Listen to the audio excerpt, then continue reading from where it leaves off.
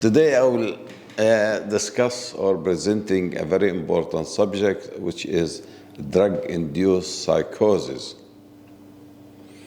As we know, psychosis, either it is acute psychosis or brief psychosis or schizophrenic psychosis or delusional disorder are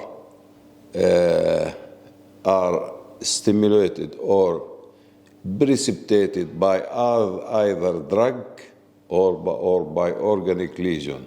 Today I will discuss what are the drug-induced psychoses. What happened?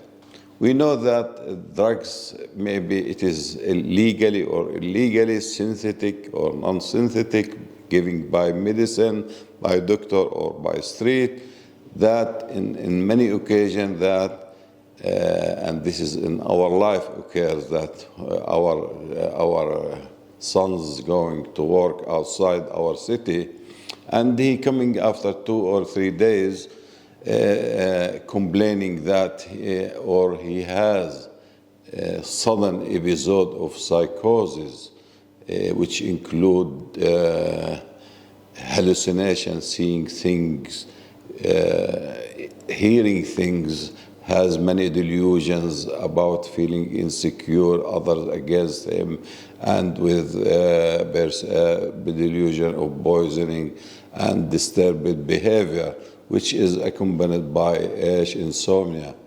Here the family actually will be feeling fearful about what happened with their chap or man. He is going to work outside the city, and they think that somebody put to him some drug which may make him unaware or unconscious about what is going on. Actually, this is a problem, and we as a psychiatrist seeing many cases coming to our clinic, either in hospital or outpatient clinic, saying that this types of psychosis occur by some his friend or some others putting some to him in eating or drinking.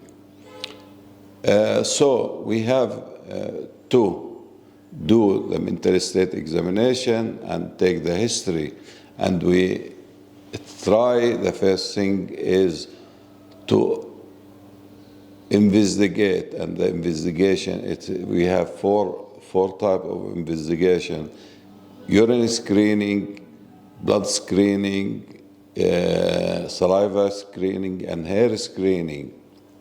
And we know that the most popular drugs which cause hallucination or drug-induced psychosis, it could be opioid, narcotics, could be hashish, cannabis, and could be amphetamines, and maybe ecstasy, maybe trip drugs, and alcohol. So if we're doing these tests, one of these tests, as we know, urine screening test for drugs, the result will be cleared after 2 to 3 days. In doing blood test for screening drug, it can be found after 1 or 2 days. From the saliva and hair, maybe take or discovered after 3 to 6 months. This type of investigation is very crucial and important to see if there is 2 cases. Either what happened is a primary psychosis or in drug-induced psychosis. Primary psychosis, it happened when there is the result of screening of drug screening is nothing, and there is a family history of psychosis in the family. And what happened if he exposed to some drugs, which is like ecstasy or trip or cannabis, and he going out in feeling that he is very strange for him. The second day he will astonished and be frightened from this experience. So he can it work as a precipitating factor for his psychosis. Actually, drug-induced or can be for drug-induced psychosis. Actually, this episode can run for 1 month, actually, from 1 day to 3 days to 1 month. After that, he take medication, will be stopped. It can be recurrent after that if he taking the same drugs which induce it. If it is primary psychosis and brief or acute psychosis, which can be run for 1 month, and will be disappeared after taking antipsychotic drug. What happened? There is a percentage who will getting another primary brief psychotic disorder or acute psychosis after few months, or maybe not. And 50% will coming to the future, going on and in for suffering from from psychosis, could be developed to schizophrenia or schizophreniform disorder or schizoaffective disorder, and so.